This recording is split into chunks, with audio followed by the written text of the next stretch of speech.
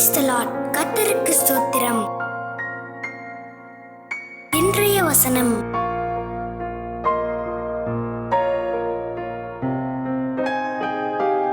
நீதிமொழிகள் 23:6 முதல் 8 வசனங்கள். வன்கண்ணனுடைய ஆகாரத்தை புசியாதே, அவனுடைய ருசியுள்ள பதார்த்தங்களை இச்சியாதே.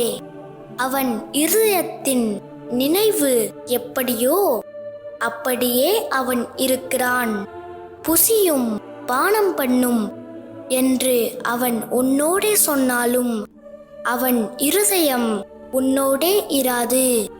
நீ புசித்த துணிக்கையை வாந்தி பண்ணி உன் இனிய சொற்களை இழந்து போவாய்.